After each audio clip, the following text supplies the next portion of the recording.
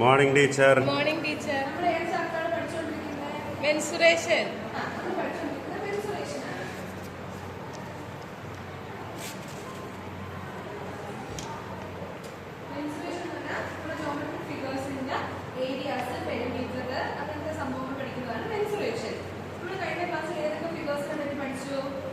Rectangle, square, rhombus, parallelogram. അതെ, very good. Rhombus എന്താണ്? What is rhombus? All sides are equal. അല്ല, അതൊരു ക്വാഡ്രിലാറ്ററലാണ്. All sides are equal ആണ്, അതൊരു ക്വാഡ്രിലാറ്ററൽ ആണ്. റോംബസിന്റെ ഫിഗർ ഞാൻ കാണിച്ചുതരാം. ഇവിടെ 5 സെന്റിമീറ്റർ ആണെന്നുണ്ടെങ്കിൽ ഇവിടെയും 5 സെന്റിമീറ്റർ ആയിരിക്കും, ഇവിടെയും ആയിരിക്കും. ഇതൊരു ക്വാഡ്രിലാറ്ററൽ ആണ്, ഓൾ സൈഡ്സ് ആർ ഈക്വൽ ആണ്. വേറൊരു പ്രോപ്പർട്ടി പറയാമോ? മൈൻഡിനെ പറ. ഈക്വൽ ആംഗിൾ ആയിരിക്കും എല്ലാം. ശരിയാണോ? ആണ്. അല്ല, തെറ്റാണ്. ഓ, ഇതിന് കാരണം എന്താണെന്നറിയോ? അറിഞ്ഞൂടാ ടീച്ചർ. അപ്പൊ ഓക്കെ, റോംബസ് ഒരു പാരലോഗ്രാം ആണോ? യെസ്. യെസ്.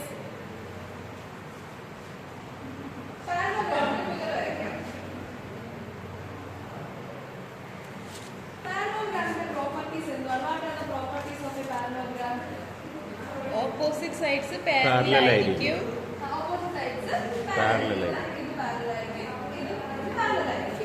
പിന്നെ ഓപ്പോസിറ്റ് സൈഡ്സ് ഈക്വലും ആണ്.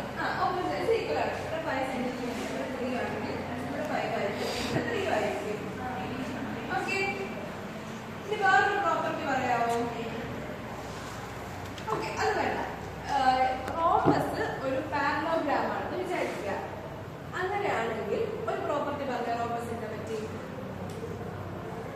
ഓപ്പോസിറ്റ് ആംഗിൾസ് ഈക്വൽ ആണ്. ഓപ്പോസിറ്റ് ആംഗിൾസ് ഈക്വൽ ആയിരിക്കും. പാരലോഗ്രാമിന്റെ ഓപ്പോസിറ്റ് ആംഗിൾസ് ഈക്വൽ ആയിരിക്കും.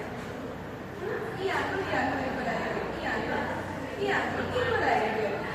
അങ്ങനെയാണെങ്കിൽ നമ്മുടെ റോംബസ് ഒരു പാരലോഗ്രാം ആണ് നമ്മൾ പറഞ്ഞു. അപ്പൊ ഈ റോംബസിൽ എങ്ങനെയായിരിക്കും? ഓപ്പോസിറ്റ് ആംഗിൾസ് ആണ് ഈക്വൽ. നേരത്തെ പറഞ്ഞില്ലേ റോംബസിലെ ഓൾ ആംഗിൾസ് ആണ് ഈക്വൽ എന്ന്. അപ്പൊ മനസ്സിലായി റോംബസിൽ എങ്ങനെയാണ്? ഓപ്പോസിറ്റ് ആംഗിൾസ് ആണ് ഈക്വൽ.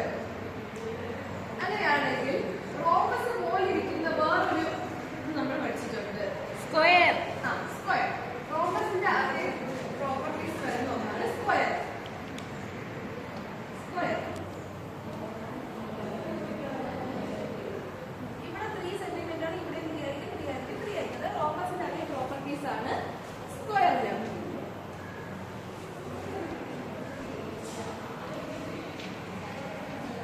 എങ്കിൽ നമ്മൾ ഈ റോംബസിനെ പറ്റി പഠിച്ച് അത് വെച്ചിട്ട് റോംബസിനെ പറ്റി മൊത്തത്തിലുള്ള പ്രോപ്പർട്ടീസ് ഒന്ന് പറയാവോ? ഓൾ സൈഡ്സ് ഈക്വൽ ആയിരിക്കും. ഓൾ സൈഡ്സ് ഈക്വൽ ആയിരിക്കും. ഓപ്പോസിറ്റ് ആംഗിൾസ് ഈക്വൽ ആയിരിക്കും. ഓപ്പോസിറ്റ് ആംഗിൾസ് ഈക്വൽ ആയിരിക്കും. പിന്നെ ഓപ്പോസിറ്റ് സൈഡ്സ് പാരലൽ ആയിരിക്കും. അതൊരു ക്വാഡ്രിലാറ്ററലാണ്. ഓപ്പോസിറ്റ് സൈഡ്സ് പാരലലോഗ്രാം ആണ്. പാരലോഗ്രാം ആണ്. പ്രോപ്പർട്ടീസ് ഇപ്പൊ മനസ്സിലായല്ലോ റോംബസിനെ